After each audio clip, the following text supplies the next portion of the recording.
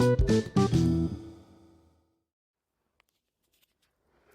afternoon, everybody. It's Jacqueline with UnPC Reality.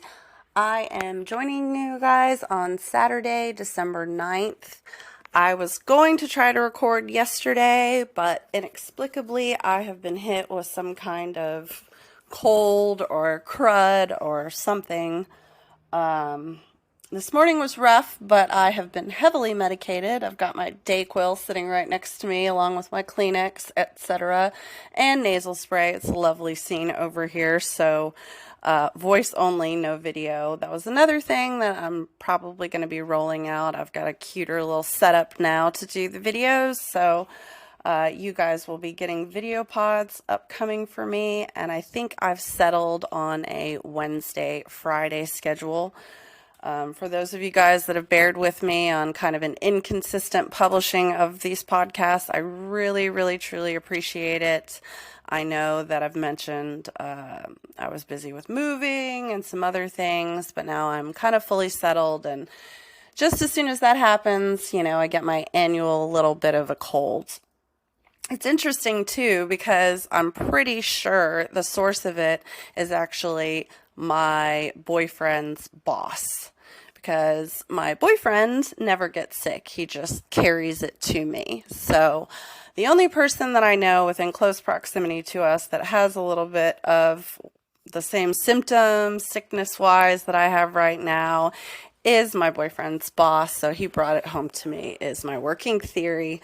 It's always interesting because that's the same thing that kind of happened last year. But anyway, here I am. So bear with me if my voice sounds a little bit stuffy and stuff. That's why. A lot of ground to cover today. I'm going to first get into Salt Lake City, and then I have some Real Housewives of Beverly Hills. And then I'm going to talk a little Southern Charm at the end. I don't have a lot of time for Miami, so I'm probably going to be putting a separate podcast out about that, because I have a lot of thoughts about Larsa Pippen, and just a lot of it. So anyway, getting into Salt Lake. Here we go, guys.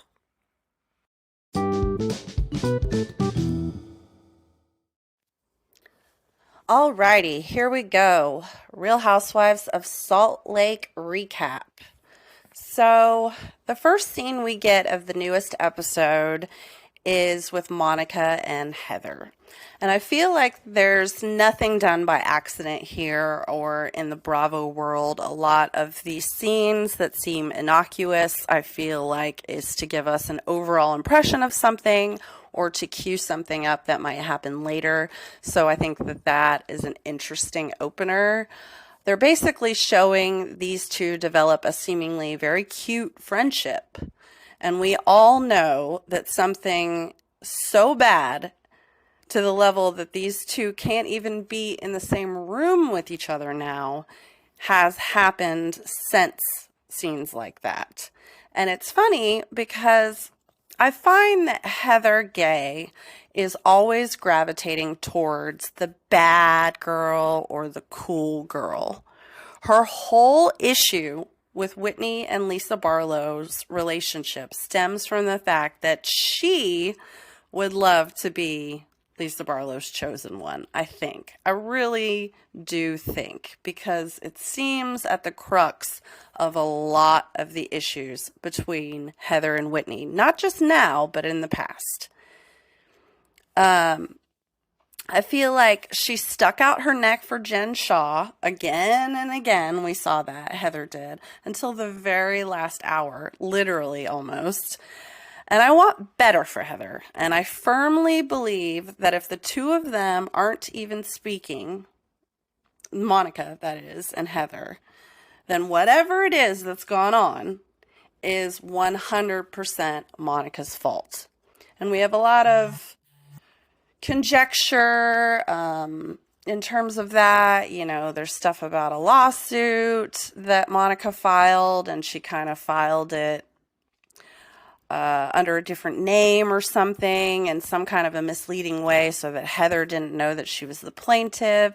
It's all very messy, and we're just hearing little bits and pieces there, but I feel like it is kind of slowly starting to unfold, and I feel like if I know anything about these Bravo producers, that beginning scene with the two of them, there's a purpose to it for sure, if not an indication that we're about to get into that side of things pretty heavily.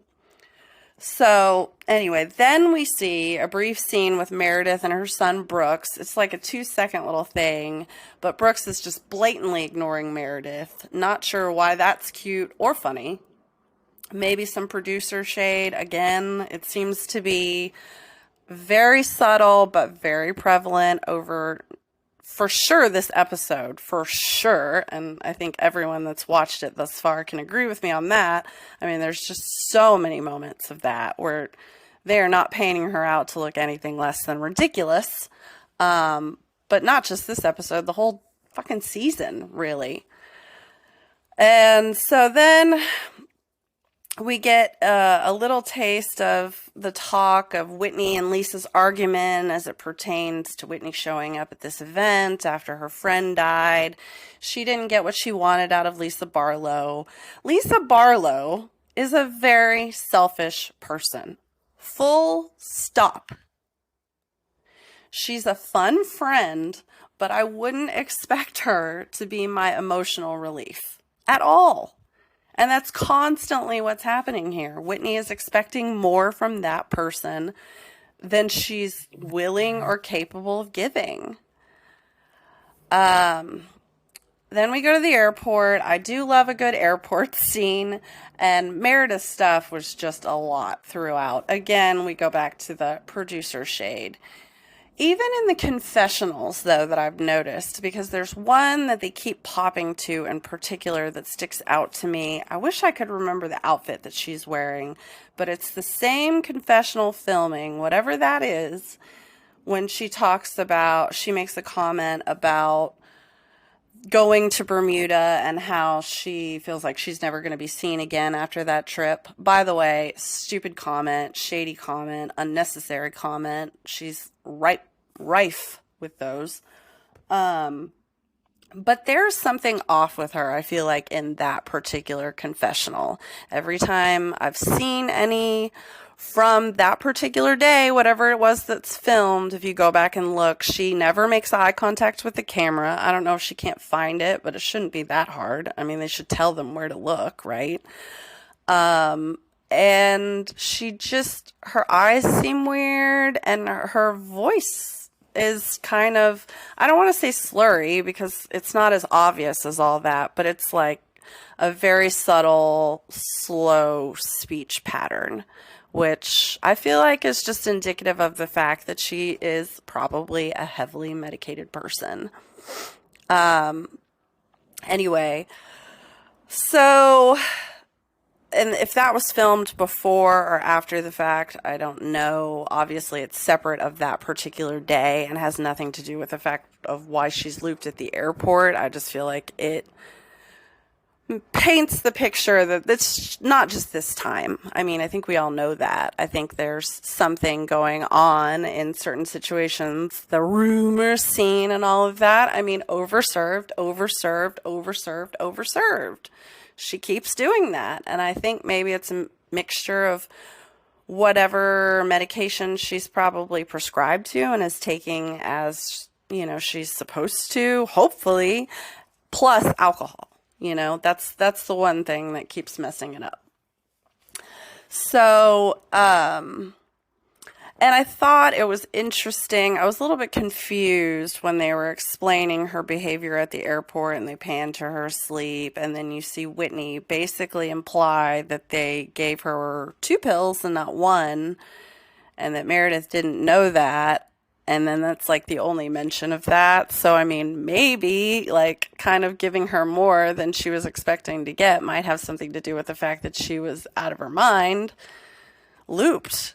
So I didn't really understand that, if that was like, I don't know, a joke or something she was aware of, or what the two pills were, if they were both like some kind of, like a Xanax or something like that. I mean, that's pretty hardcore, especially with drinking on top of it. So anyway, all that notwithstanding, we deal with that. That kind of cues up what's to come. So you get to the hotel, and then we get the whole room shuffle that we always get. These people are acting like animals when it comes to a fucking bedroom on a vacation. I would be, honestly, even with all that money, the housewife that didn't care. Because, I mean, if you have nice digs at home and you're only going to be there temporarily and none of those rooms are exactly a dump, then who cares? I don't understand the constant battle with the rooms. I think it's just drama for the sake of drama. It's just, I think they play into it at this point. All of those housewives do, and are a little less mad than they maybe indicate for the camera. I don't know. It just seems dumb to me. And then bathtub gate on top of all of it. So, first of all, just let the fucking woman use one of your bathtubs to shut her the fuck up. Like, she doesn't need to have your room. There doesn't need to be a room switch. Can't you just let her use the bathroom? I mean, because if you did that, right? If you put that out there and proposition that, hey, you can come in and get ready in my bathroom and use my bathtub, and I'll get ready in your bathroom and use your shit, If they just did that, then Meredith wouldn't have a leg to stand on for everything else, because my suspicion is that it's not wholly about the bathtub. She wanted probably the nicest room there was to offer, and she knew that one of those nicest rooms had a fucking bathtub. And I think all those other women, whether they said it on camera or not, I find it strange that they didn't just call it out for what it was, because if I'm right, they were basically not willing to give it up because they knew that Meredith wanted the whole fucking room switch. So if you just let her borrow the bathtub and then she stomps her feet more and says, well, it's not about the bathtub, it's about the whole thing, then you could really paint her into a hole as the asshole that she is. Give her an inch, and if she still stomps her feet and wants to take the whole mile, then you can call her out for that behavior, because you have 100% proven that that's what it is. So they should have immediately, knowing her, run after her and said, let me fix it. Not Monica, because Monica's just doing that to get an ally. I mean, she doesn't give a fuck about Meredith Marks. She just knows more than all the other housewives know, and she wants to align herself in terms of what she's doing behind the scenes. She wants to align herself with somebody that she feels like, probably is messy, is in a position of power within the group, whatever the fuck that means. But we all kind of know Meredith Marks is. And, can dive in the muck with her, because she knows, again, more than any of these other housewives do up to this point about shit about this apparent lawsuit and all of that. And now, and I'll get into it in a second, but the stuff about Angie and this Instagram accounts and all of it. So run after Meredith and make her as happy as you can make her, and do exactly what I just said. Nip that in the bud. Otherwise, you're dealing with a wet noodle and somebody that's going to make the rest of this vacation a living hell at every opportunity. Just suck the life right out of it. And she does. If you didn't want a bunch of nonsense to brew, take care of it. And I'm not defending her at all. She is one of my least favorite. But there are so many opportunities to give this woman her fucking bathtub and shut her up. I mean, I don't know. I really don't care, and it's all taken to just such an extreme by Meredith. It's absurd. Her face when those medics come, just sitting in bed like a zombie, like she's fucking paralyzed. It's not a flattering look. It really isn't. And this is nothing more, let me be very clear in my opinion on this, but this nothing more than a midday hangover and a benzo come down. That's it. She's looped, and they even make a point to say that she's dehydrated, the medics do. I mean, and I feel like that was for a point too, a purpose too. And that's it. And what do you know? You know, as soon as she gets that IV and gets some, nutrients and hydration back in her body, she is basically good as new. She just needed a nap and a little IV bag. And why can't we just say it what it is? I drank a little bit too much and I'm feeling under the weather. No, you can't say that because people don't take sympathy on that. And she wanted sympathy in that moment from whoever was going to give it, really. So, and the other thing that was interesting to me that I thought about, and, I always come back to this because as somebody who had an alcoholic addiction and is now in recovery, I cannot help but see things in that lens. And there are just so many housewives that I feel like fit the bill for people that might have problems. And, one of the things that you learn in the program is that, it's a no-no to diagnose somebody as an alcoholic. I can have suspicions that somebody might have a drinking problem, but it's really up to the individual to decide when they have a problem, because until that happens, there's really no hope of recovery, et cetera, et cetera. But you can notice some warning signs for some things like that, or some commonalities, I would say, in behavior. And as somebody that was in active addiction for a very long time, I really also liked baths. And I'll tell you why. For one thing, and it's like more of a hangover thing, which is maybe why she wanted it than something that you want when you're drinking, because your body is usually so warm if you've been drinking a lot that the last thing that you'll really crave to do is get in a hot bath. But if you're hungover, it's the best thing in the world. I know personally, I never really had much of a headache issue when I was hungover, sometimes, but that wasn't usually my main problem. My main problem was always that my stomach was just, beyond. Nauseous doesn't even really cover it. It was acidic, nauseous, just awful. I'm not going to get into all the disgusting details.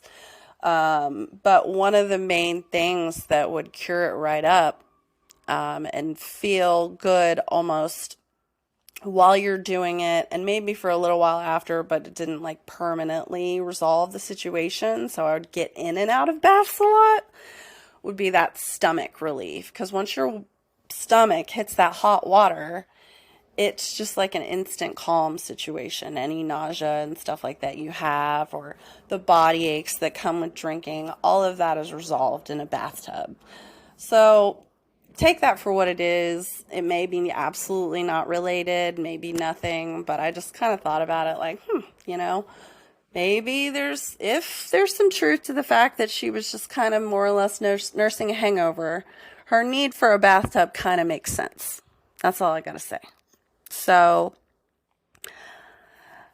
and more to my point, when I get back to, kind of working between defending her and being like, just give her what the fuck she wants, and also being pretty disgusted by her behavior on a consistent basis, I don't understand when it comes to scenes like how she behaved around the medic or around her glam team, just laying in bed like a comatose fool.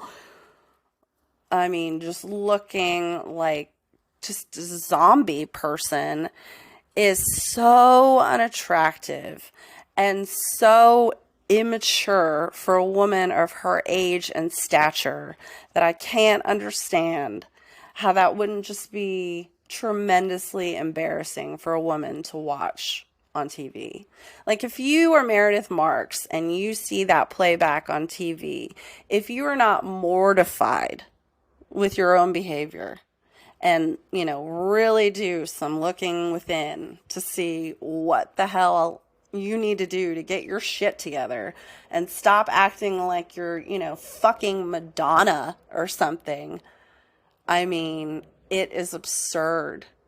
Like, truly, truly, truly absurd and disrespectful. I mean, can you imagine those medics taking time out of their day to nurse a fucking alcoholic back to health that, like, is just milking it so much she can't even be bothered to lift her fucking head?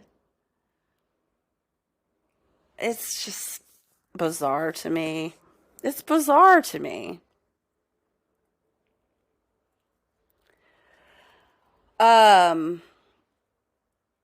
So anyway, getting on to it. She's a damn downer. I really, and it's kind of one of those things where you're sitting there, she gets the IV, you kind of know where it's going, where she's going to rally and get in that fucking Sprinter van, and God only knows what, and that's exactly what happens. You know what I mean? Like, we're building up to that. She's getting makeup on her face, and you just know that the other women are probably sitting there hoping that she doesn't make it. And when she shows up on that bus, there's a collective, oh, fuck. Oh, shit. The energy, once again, just gets sucked out of the room. She's not there to rally. There's no rally about it. She's there to be present and to make her presence known and felt, certainly.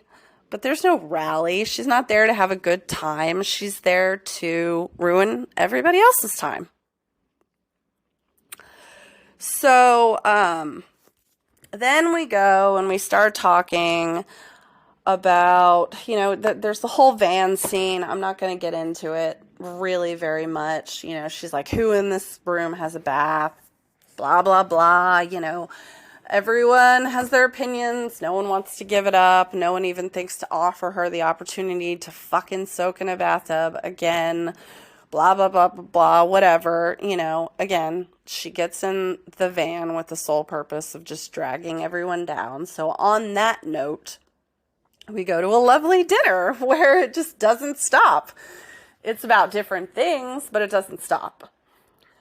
So we go and we start talking about Whitney, and they flash to Whitney literally saying on camera, I want to remind everyone, that she was seeing positive changes in Lisa Barlow since they had started hanging out. We see this statement being made on camera. Okay?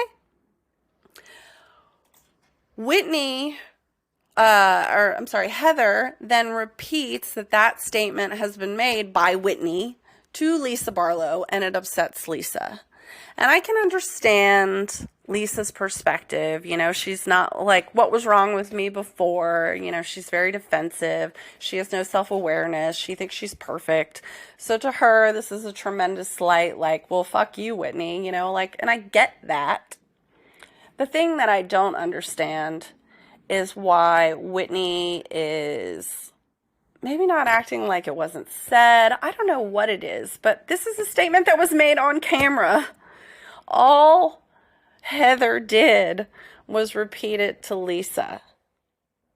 Housewives have been repeating statements accurately, I might add, and sometimes not, but in this case, accurately, I might add, since the beginning of the Housewives. It's like almost an integral part of the show, and if it didn't happen, it wouldn't drive any storyline whatsoever. The game of telephone. I mean, it's a tale as old as time, but it's been detailed again and again and again in Housewives history. And this time, guys, the game of telephone was pretty fucking spot on. Heather said almost word for word what Whitney said to her. Whitney just needs to calm the fuck down. Don't get me wrong, I liked seeing her activated. I enjoyed watching her say, Heather, shut the fuck up, because I just, that's just been building for so long, just an animosity to that level between the two of them, that, like, it was nice to just hear some real unadulterated anger. And then it was also nice that Heather was like, what in the fuck did you just say to me? Because that's exactly how I would have responded. And then every single other subsequent word that Heather said, I was like, yes, yes, and then yes, and then yes. I mean, literally every single word that she said, I agreed with, all of her points. The fact that Whitney expects this, unicorn princess counselor person out of Lisa Barlow, oh dear, rocking the cradle, everything will be just fine from Lisa Barlow.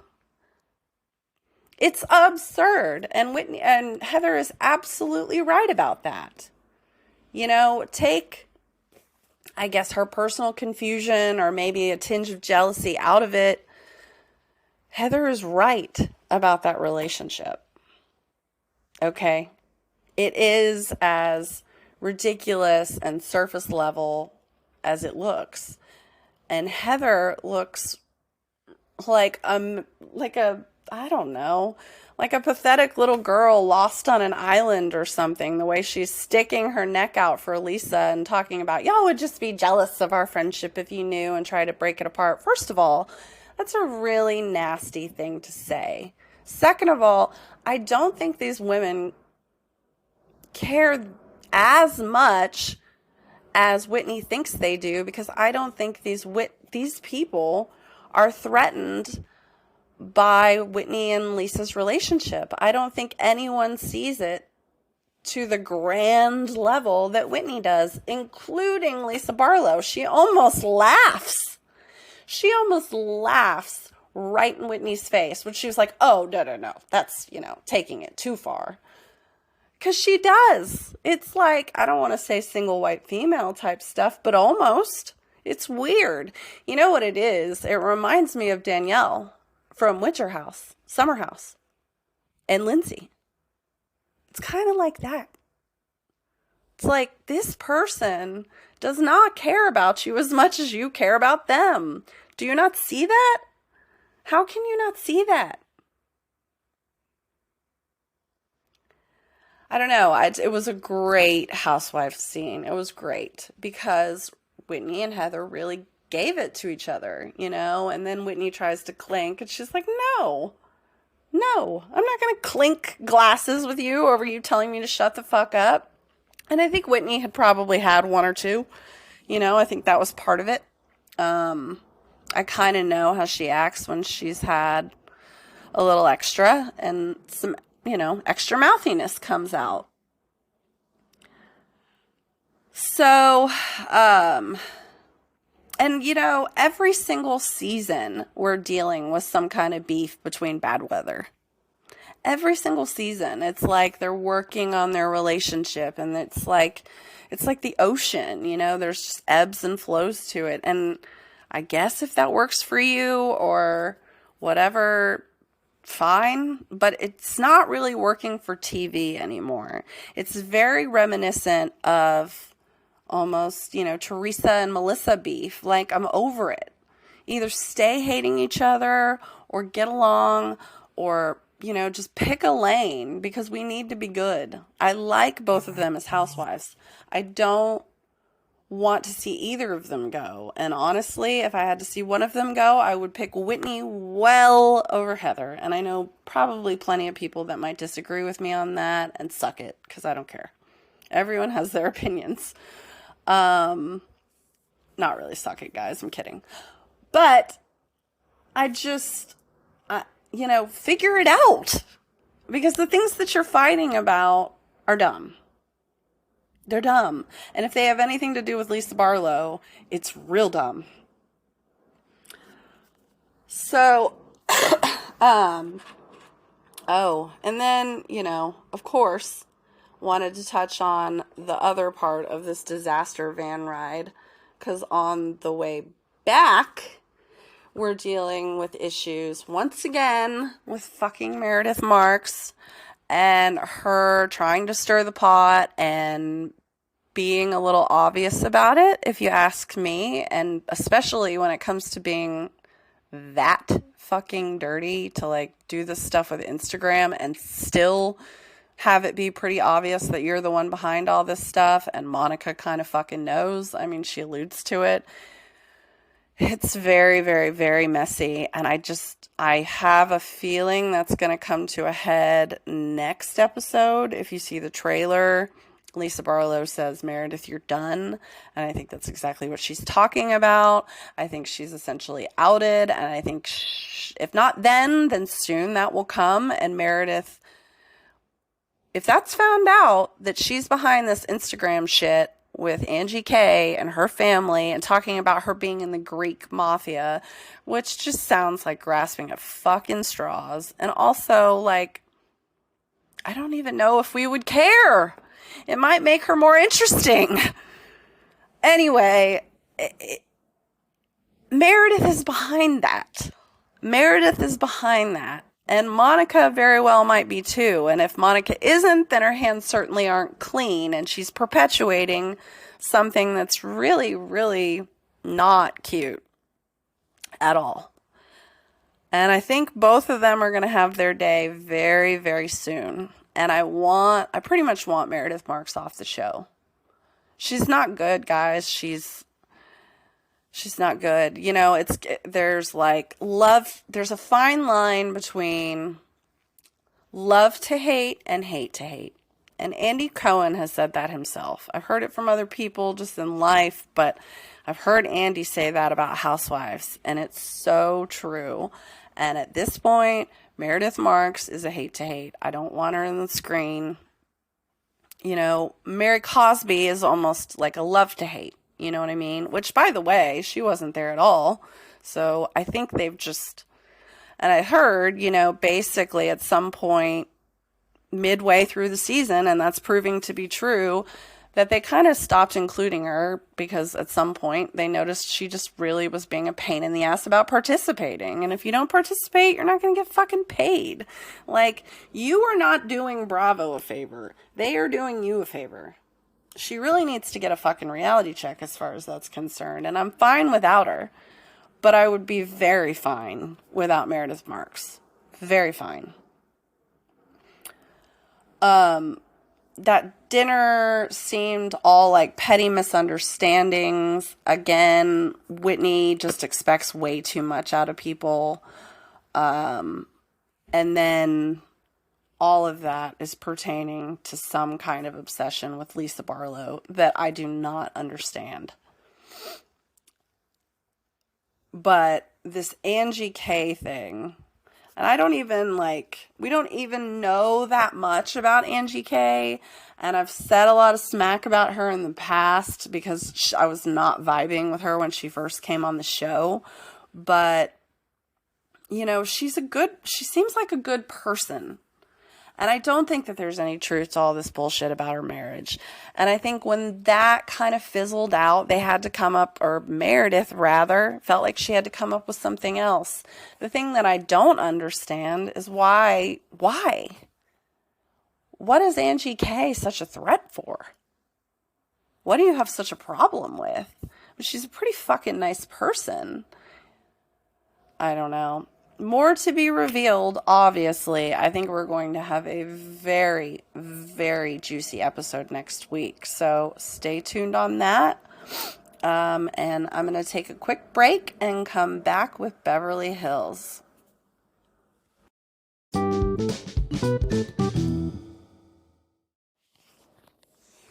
Okay, we're back, guys. And I am going to get into Real Housewives of Beverly Hills now.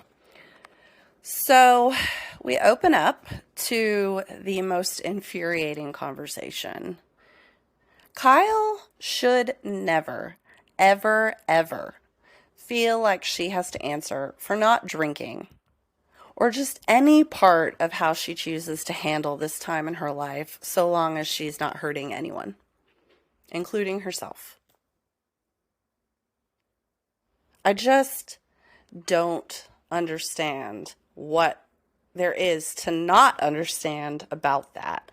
And when somebody is speaking so loudly and so passionately about what good would drinking do, I can't afford to drink right now. I'm already depressed. I'm already upset. I don't need to be more depressed. I don't need to be more upset. You as a friend, shut up and support that very healthy, very adult, very well thought out decision on the part of your friend, and you shut the fuck up. I can tell you right now that any friend of mine or family member, because there have been, guys, because I am in recovery, so I've had these questions, and it's not okay. It's not okay. The fact of the matter is if I go somewhere, and I'm not drinking and somebody doesn't know my life story, it's none of your fucking business why. I don't have to tell you that. I am not obligated to explain not drinking. And that in society is one of the most frustrating things especially about just our reality, just our society, especially in my early recovery. Because, at the same time, you're battling all those thoughts yourself. So it doesn't help if somebody wants to enable you to do something that you already know deep within yourself is unhealthy. That's not a friend. It's a ridiculous conversation. And what good is drinking, like she said, going to do her in this situation? And she knows that, and good for her. So few women go that way with drinking when dealing with divorce or personal, difficult situations. People enhance or up their drinking and alcohol consumption, if anything, most often. So the fact that she has the wherewithal to decide, no, I don't need to rely on that right now, good for you. For a long time in my recovery, like I was in, a really bad and abusive marriage, right? So, and that's really where my alcoholism started. I was more of like a heavy party drinker on the weekends prior to that, and then it became every day, and then it became constant in my marriage towards the end. And I thought, because I wasn't necessarily ready to come to terms with the fact that I had a drinking problem, I thought that when we divorced, I wouldn't have the need or the desire because I wouldn't be so constantly walking on eggshells. I wouldn't be stressed out. I wouldn't be living in fear anymore, et cetera, et cetera. But no, that wasn't the case. If anything, in my divorce, at least for a while, my drinking got a lot worse because I felt like, oh, well, now I'm going through a divorce. And now I'm drinking because of that. I'm not drinking because I'm in a shitty marriage. Now I'm drinking because I'm divorced from a shitty marriage. You find ways to excuse these behaviors. And the fact that she's not giving in to any of that nonsense is great. Leave it alone. I mean, do you want her to look like Denise Richards? So, good segue, actually. Denise, what the hell is going on with you? I mean, we've seen her lit up like a Christmas tree when she was on the show. One too many tequilas. And she probably was just nervous to come back and pre-partied a little too much. But nothing she was saying or doing was making any sense. I mean, it made for pretty good humorous TV and lots of TikTok videos I see, some of which I actually reposted. But yeah, this weed dinner was a lot. And I don't think she partook of much, if any, of the actual weed. I think it was all just pre-party stuff. I don't think Denise has a drinking problem. I haven't really seen a whole lot of signs that would indicate that, but I mean, I don't know. We haven't seen her for a while. I don't know what's going on in her life, but that did seem interesting to me for sure. I don't think she really has beef with Erica, like not in all actuality. I think that was all just drivel and some drunk talk. If so, it would be ridiculous for her to still be mad about Erica saying sexual things at a dinner around those kids. And if it has anything to do with the Brandy situation, I don't know how Erica factors into that because she wasn't really involved. I mean, she was a cast member, but that was more of a Rinna, Brandy, and even Teddy Mellencamp involvement situation. I think Erica pretty much stayed out of that one.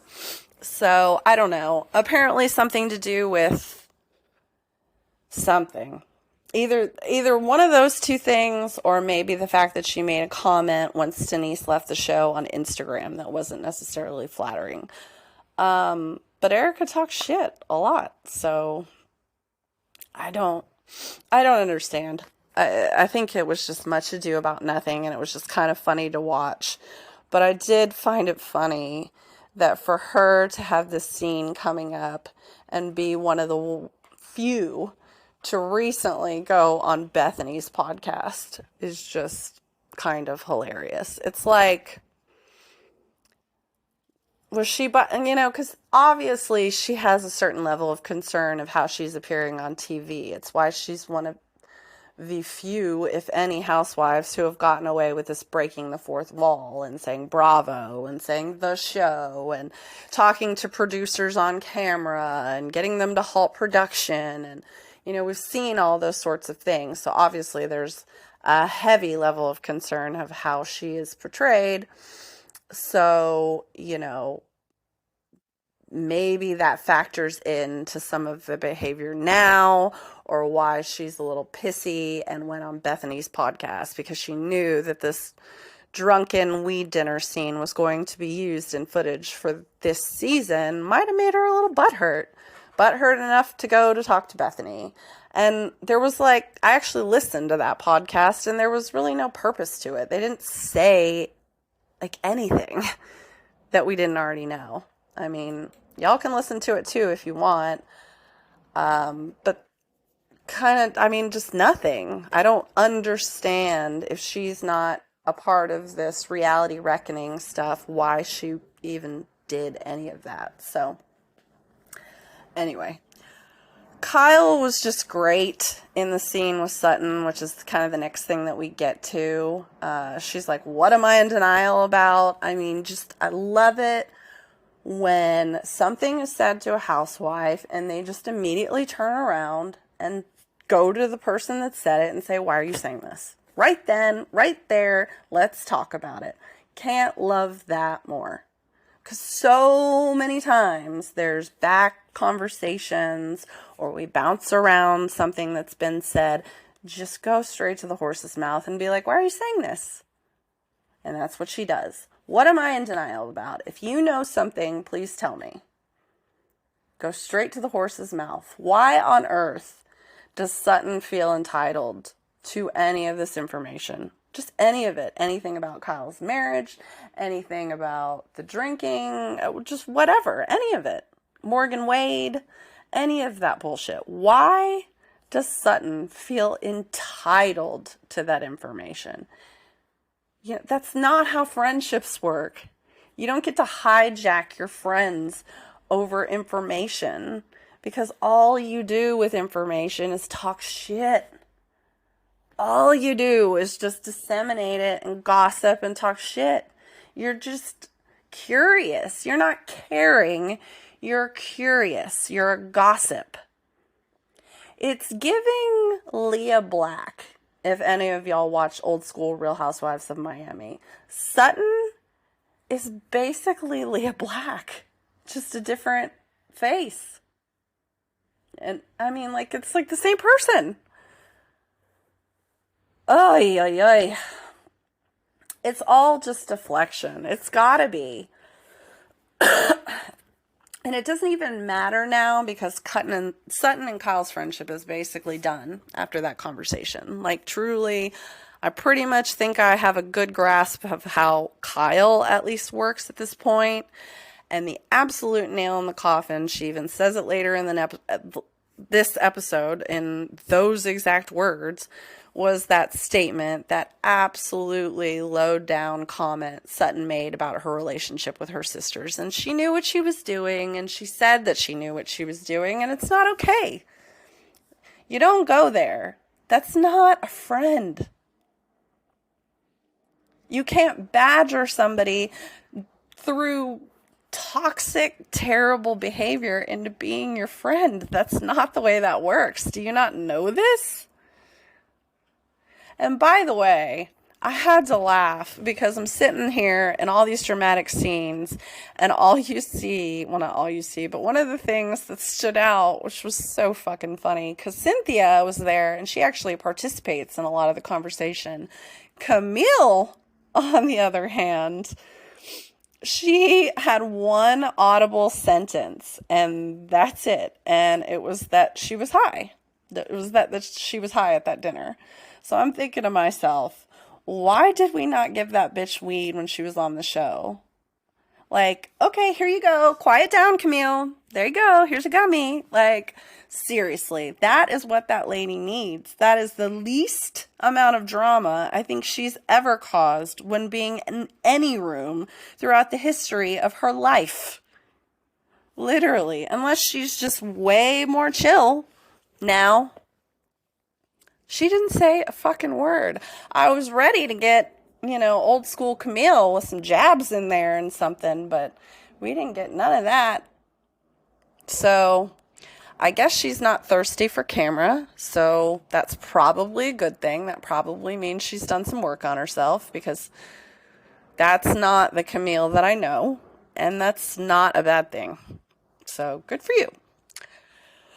Then we get a brief scene with Erica at home and her lemons, and, it was an innocuous scene, whatever. It was kind of cute. I do like these little home shots that they're doing of her.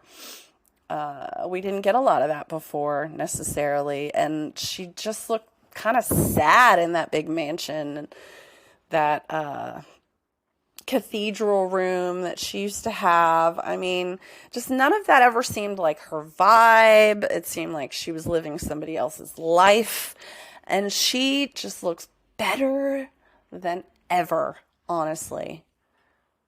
I'm so very happy to see that and to get a calmer, less fight or flight version of her. And then we go to Kyle, who's jogging to Anne Mary's house.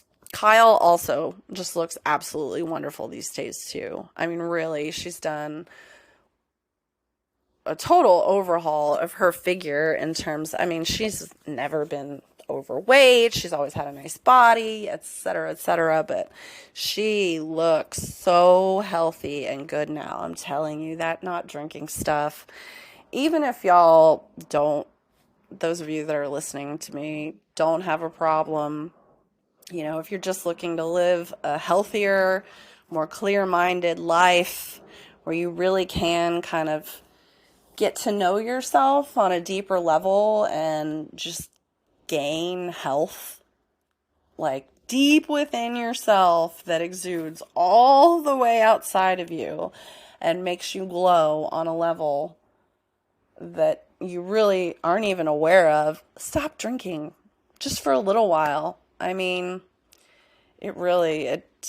could just tell that people's skin, their bodies, everything changes. Everything has changed for me. I just cannot stress that enough. Taking a break, that sort of thing, to kind of rebalance your health. It's one of the best things that you can do for yourself, and Kyle clearly has realized that, and she looks fucking fantastic.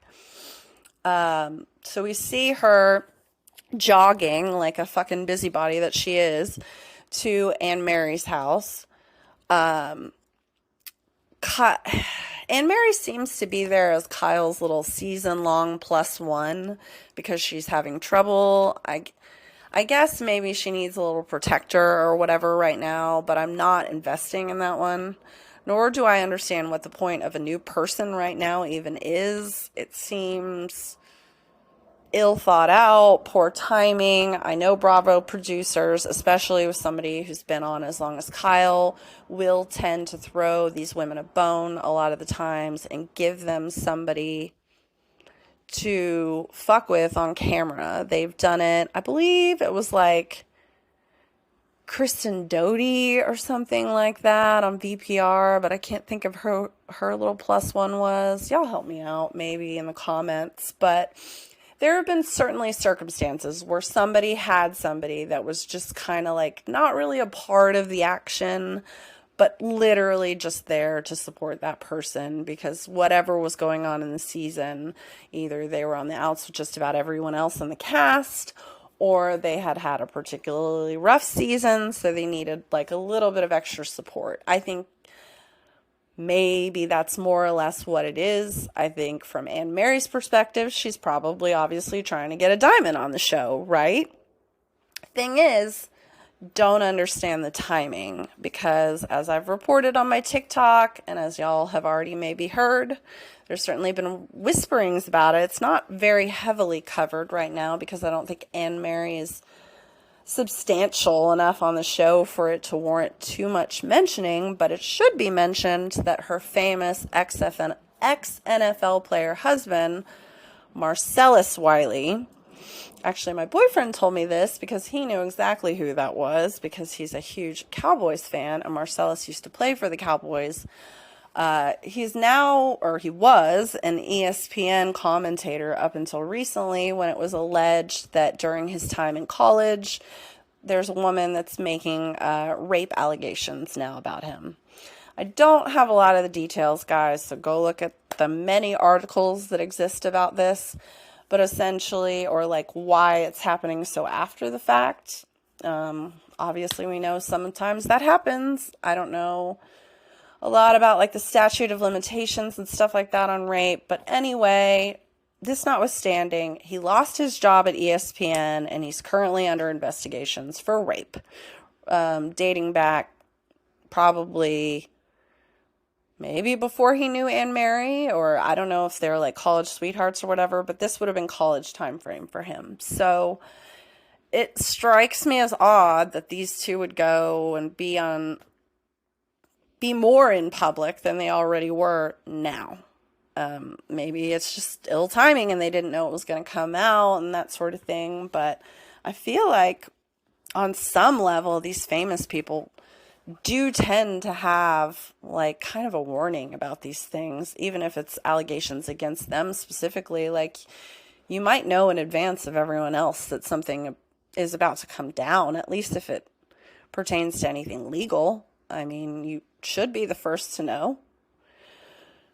Anyway, seems odd. We'll see if that's played out on the show. It might be a quick exit on this Anne Mary, so I'm just telling you, like, I'm not really going to speak too much on her unless it's relevant to maybe the Kyle stuff until we figure out why in the fuck she's even here. Because I think she's going to be trouble. I think the girls have whispered some comments when she first showed up that indicate that, or is known to be, like, even Crystal said something about her being, like, a nosy bitch or something. So, like, I don't know, something's up with that, and it's maybe not good. So we'll see. Then we go to a scene with Denise and the girls at lunch, where she looks fresh as a daisy and can formulate full, coherent sentences. So that's a change from the first scene we got. They do talk about the Sutton neuropathy thing, which I addressed in a recent TikTok video. I'm not a doctor, but I am an alcoholic in recovery, and I have thoughts related to Sutton's medication use. It's medication that I have used, so I can speak on it from my own perspective. And overall health issues that could could coincide with long-term alcohol abuse. If you're curious about it, I've already addressed it on TikTok. Please go check out that video. It basically talks about the neuropathy. I talk about esophagus issues, and I talk about just a lot of recovery related and alcohol abuse related stuff that may play into this. So if you're curious, like I said, go check it out on TikTok. I do appreciate that Crystal spoke up for Kyle in this moment. I think that that's huge, and told Sutton that that comment about the sister, Kathy, was way too far. I'm starting to see signs of the personality that I knew Crystal had peeking through. I think she could stand, I mean, she's funny. She's down to earth. She has more of a personality than we are getting on camera, guys. I've said it before. I'll say it again. Her edit is fucked. It's not good. It's real boring. And we need to fix that. Either fix that, or if you're not willing to fix it, maybe get rid of her. Because I think that she could bring a lot more personality and like more of a down-to-earth and younger perspective to the show. She's there for a reason, but I don't feel like she's just way underutilized, I think. I really do. And I think she's a decent person, and we just kind of need to give her a chance. Give her a better edit, guys. Come on. So, the PK and Dorit conversation about homeschooling, I mean, Snoozeville, I don't care. I almost wanted to fast forward through this stuff. Because, like, until we're getting to the real meat and potatoes of whatever the fuck is going on between the two of them, like, talking all this, day-to-day stuff, it's just kind of boring for me, to be honest. The conversation, though, seemed very real. I do have to say that I agree with PK and the issues that Dorit is having with PTSD and a need to sort of constantly have eyes on her children isn't a tenable thing long term, and will lead to other problems down the road if she doesn't address these things within herself. It's understandable given what she's been through, but it is something that she really, really, really ought to work on for her kids. And she's lying to herself if she thinks that the homeschooling thing isn't a selfish decision. And I mean, I think PK has an outside perspective to see that, because she's like, all I do is think about my kids and I put them first no matter what. And I really do feel like she feels that way. And I feel like she means for that to be the case. And I think she just wants her kids to have safety. And, there's a lot of crazy crap that's going on in the schools these days without getting too much into it. There's indoctrination of all kinds, but that's not really what they're talking about, I don't think. It's more of like a safety concern. And that all stems from the fact that she is exercising her control freak tendencies with a combination of the PTSD stuff that she's still battling through to have full, constant control of her children. And it's fine when they're on the toddler level, but as they start to get older, if you still, have them under your thumb, they're going to become little Paris Hiltons that sneak out and go to clubs, and do all sorts of crazy shit. They already have kind of this gene in them from their father of, a guy that's out and about. So, they already have that in the system. Combo that with, an extremely excessively overprotective and domineering mother, and you're going to have some issues. Period. I mean, she will find out. So, prayers for Dorit, because honestly, what she's had to go through was beyond. I wouldn't wish any of that on my worst enemy. And I'm not going to speak to the rumors about PK being behind it. I have thoughts. I have plenty of thoughts, but until we can really prove or pinpoint some real substantial proof towards that, I really don't want to even speak on it, because it is such a horrible thing if that is in any way based in truth, that, like, let's just pretty much ignore it until we can prove it, because that would be beyond reprehensible if he were truly in any way behind that for his own kids and his wife. I just can't even. So, moving on. Lastly, I guess, we get a scene with Kyle, Kim, and Dorit. It was nice to see Kim. Really nice to see Kim. I have a funny feeling. For one, it's relatively obvious to me that she's still sober. I mean, she looks great. There's no indications of anything otherwise, so I'm just going to assume that. And I get the impression, based on things that she said in the past, and maybe even some of the stuff now, that she more than likely is probably working a program. I don't know if it's 12-step based program, but I just get that feeling overall. I guess it takes one to know one. And if that's the case, that's really great. To each his own in terms of that. Recovery takes all forms, but it is a great thing. It's been a blessing in my life. I know it was something that Kim, battled for a long time, and it was very relatable to see that on screen. And I've always had a soft spot for Kim, and I think she is kind of a soft person, she's a sensitive person, and she's easily affected by things, and I think that's made her life pretty challenging, and I think she's probably been through a lot. So to see her doing well and painting and things like that, that was wonderful.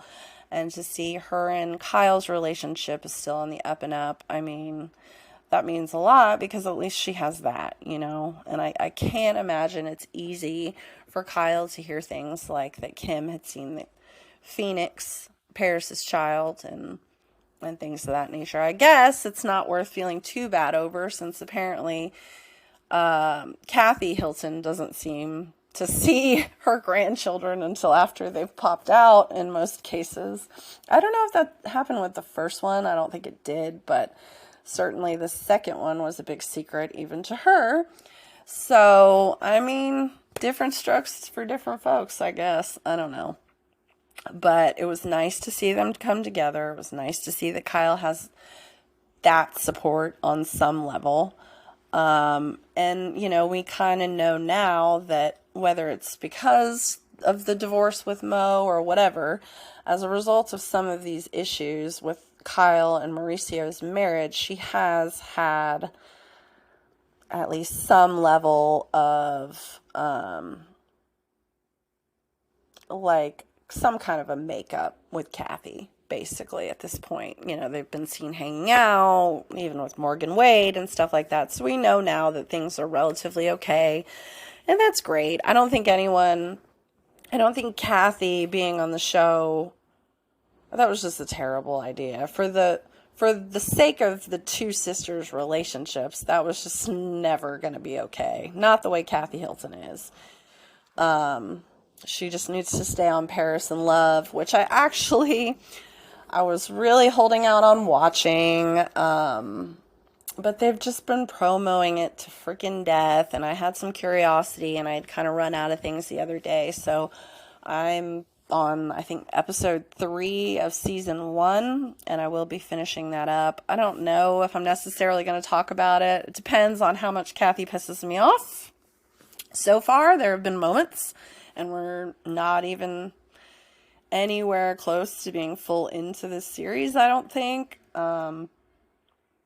I think she means well, but she's a control freak too, and she's used to having things her way and a certain way, and, Kathy is a different breed. She's been raised differently. She's lived her whole life differently than any of us could ever imagine, and she is a result of all of that. So, take it or leave it. I think it's mostly amusing, even though I do want to strangle her sometimes.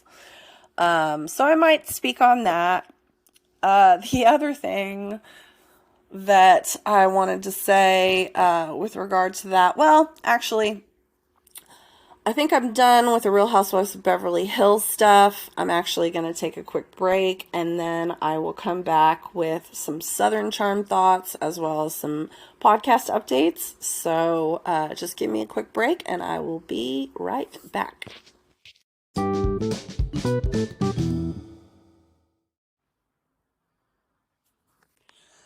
Okay, guys, so I am back, and I am going to kind of briefly cover Southern Charm. Reason being, I absolutely love Southern Charm. It's one of the ones that I'm more invested in right now more than anything, so the irony of the statement is going to be a little bit confusing, but I'm actually going to cover it less today than the other ones, only because I watched it when I was basically in bed, pillows over my face, coughing, sneezing every 5 seconds, and basically in the thick of what is this cold that I've been battling for the last 2 days. So I watched it like Friday afternoon. I was bad off, and I had my laptop out, and I was getting ready to take all my notes and stuff, and then I just decided to watch it for fun. So I don't have like a very clear outline of my thoughts, but just some general musings, if you will. One, I think I speak for everyone when I say, what the fuck with JT? I mean, just the irony of him and Rod in that scene, which I couldn't help but post to my TikTok because of how, just ick and pissed off I got at those two D-bags talking about the other guys being fuckboys and D-bags. And listen, do I disagree? Do I think that Shep and Austin are the most upstanding men that have ever, existed, and that they always do women right and live a noble life, etc., etc.? Of course not. Of course not. But what I will say is they're the D-bags that I know. They're the D-bags that have been on the show for years. They're the D-bags that we're all used to. They're the D-bags that I know. These are the ones that I've invested in. I have no more bandwidth for D-bags. I cannot handle other men on this show that are just awful. Just awful. JT is awful. He is such a negative person. He is so unhappy. He is such a whiner. He is such a victim. He is the quintessential, like if I could package together all of the most unattractive personality qualities that a man can have, they exist predominantly in JT. Insecurity, negativity, shit stirring on the level of the messiest females that I know, messier than females, friend of no one, loyal to no one, fucking mama's boy, pussy bitch. Like, do I need to go on? I understand that he drives the drama. I understand that he makes the statements that, drive the drama. I get that. But I don't need it. We don't need it. Craig has always been that person. He'll say the shit that no one else will say. You don't need JT for that. He doesn't even know these people. Shep can't fucking stand him. That's the only relief I get, is when Shep says what we're all thinking about that fucking idiot. I mean, he can't even stand, like, on a fucking rock with water. It's weird. Like, he's having some serious trouble. And it's not a good look, guys. I don't care if he's ripped like some of y'all have been saying. Like, first of all, not that much. Second of all, who cares? if it comes in such a terribly unattractive package. And I actually reposted because I had heard through the Brav Bros podcast, they had Matt Jacobs on, and he had mentioned something about, or no, it wasn't there. I'm sorry, guys. It was on a recent episode of Watch What Crappens, actually. I mixed things up. So on that, they were talking about how JT's, I don't know if it's the ex-fiance or just one ex-girlfriend or who it is, but somebody that has a romantic history with JT posted a video that I have reposted on my TikTok that's very interesting. I'll let you guys go see it and find it, but nothing that would be surprising or that would, be out of character from what we know of him in any way. Basically that he's a creep,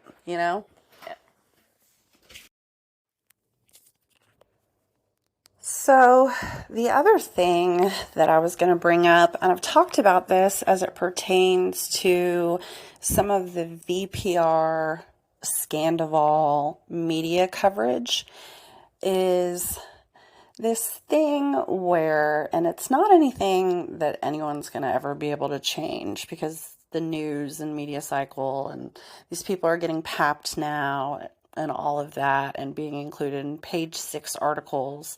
I mean, essentially real celebrities, all these Bravo celebrities at this point, they get the coverage just the same as anybody else.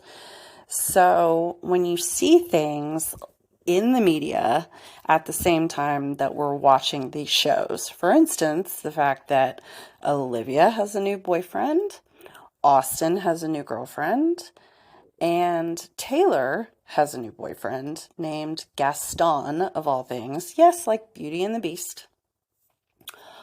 So, and not anyone that we've ever met before, that we ever know anything about. All of this might be uncovered in later seasons if these people are all still together at that point, and I'm sure that will complicate things. But the point being is all of this focus around the Austin, Taylor, Shep, Olivia drama and who hooked up with who has essentially been deemed irrelevant already. I mean, the only reason that I actually even know about Olivia and Austin is because Olivia posted something on her Instagram because the four of them, Austin's new girlfriend and Olivia and her new boyfriend, went on vacation. We're playing golf together in this picture. So, everyone's kind of let it go, I guess. My guess, honestly, if I had to sit and think about it, is that Austin and Olivia are fine, and that Taylor kind of got the shit end of that deal. And more than likely, we won't end up seeing Taylor on the show anymore, which is just fine with me, because that girl is freaking milquetoast, and she, like JT, is a friend of no one. As a matter of fact, maybe they deserve each other. Two rotten human beings, literally. Because Taylor is the sort of person that will always choose a man over her female friend, no matter how strong that friendship is. Even when it comes to the point of stealing one's man, literally. And that's when it goes way, way, way too far. And it was interesting. I did listen to Olivia on Nick Vile's podcast. I recommend listening to that. It does... Not only does she talk about, obviously, the show drama, but she talks a lot about her brother's death and the situation with the fentanyl overdose and what led him to, suffer from those addictions. It all pertains to Lyme disease. It's really a very, very sad story.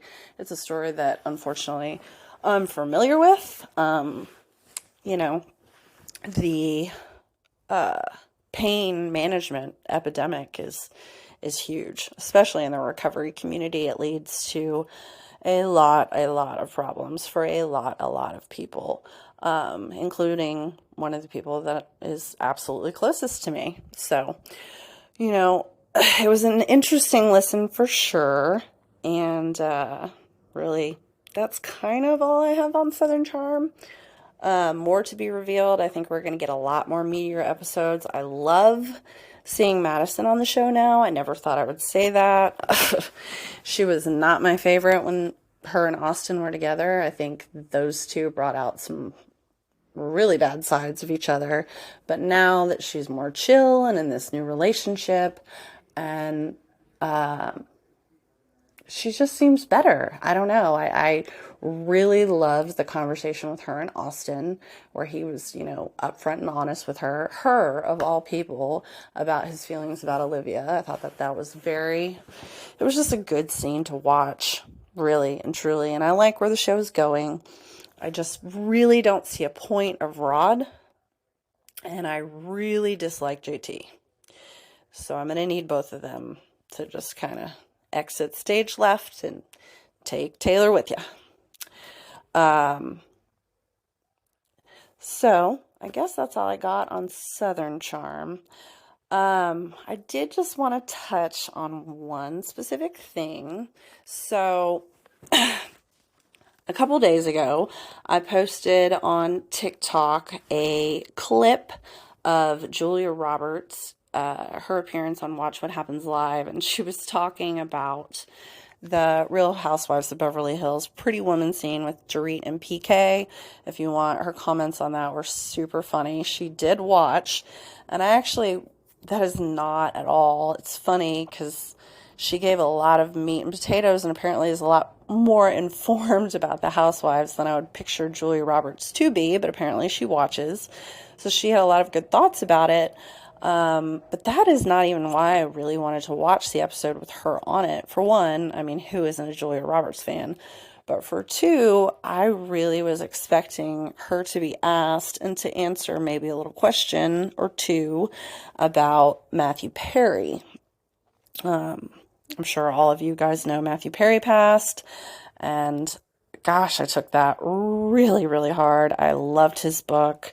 I loved his perspective on recovery. I related to so much in that book. Not only that, but I've been a Friends fan since it came out, and he was always my favorite. I've really liked everything that he's done. I posted something again on TikTok the night that we all found out that he had passed away. So, and I know she's made a statement already, but it was kind of brief and just kind of like one of those PR-friendly statements that anyone would say when anyone passes. It wasn't super specific or indicative of their relationship. So I thought we might get a little bit of a deeper dig.